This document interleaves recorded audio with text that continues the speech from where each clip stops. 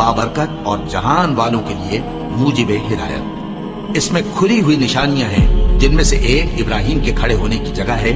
جو شخص اس مبارک گھر میں داخل ہوا اس نے امن پا لیا، اور لوگوں پر اللہ کا حق یعنی فرض ہے کہ جو اس گھر تک جانے کا مقدور رکھے وہ اس کا حج کرے، اور جو اس حکم کی تعمیل نہ کرے گا تو اللہ بھی اہل عالم سے بے نیاز ہے۔ اور جب ہم نے خانہ کعبہ کو لوگوں کے لیے جمع ہونے اور امن پانے کی جگہ مقرر کیا اور حکم دیا کہ جس مقام پر ابراہیم کھڑے ہوتے تھے اس کو نماز کی جگہ بنا لو، اور ابراہیم اور اسماعیل کو حکم بھیجا کہ طواف کرنے والوں اور اعتکاف کرنے والوں اور رکوع کرنے والوں اور سجدہ کرنے والوں کے لیے میرے گھر کو پاک صاف رکھا کرو۔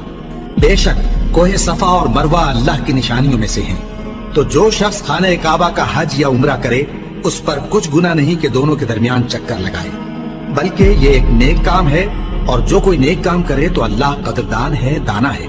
اور اللہ کی خوشنودی کے لیے حج اور عمرے کو پورا کرو، اور اگر راستے میں روک لیے جاؤ تو جیسی قربانی میسر ہو کر دو، اور جب تک قربانی اپنے مقام پر نہ پہنچ جائے سر نہ منڈاؤ۔ اور اگر کوئی تم میں بیمار ہو یا اس کے سر میں کسی طرح کی تکلیف ہو تو اگر وہ سر منڈا لے تو اس کے بدلے روزے رکھے یا صدقہ دے یا قربانی کرے۔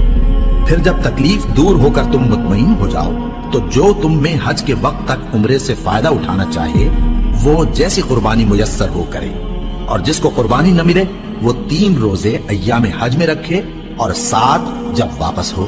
یہ پورے 10 ہوئے۔ یہ حکم اس شخص کے لیے ہے جس کے اہل و عیال مکے میں نہ رہتے ہوں۔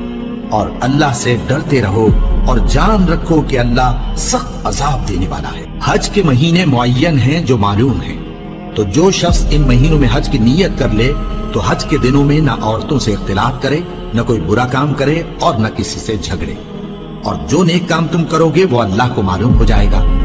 اور زاد راہ یعنی رستے کا خرچ ساتھ لے جاؤ، کیونکہ بہترین زاد راہ پرہیزگاری ہے۔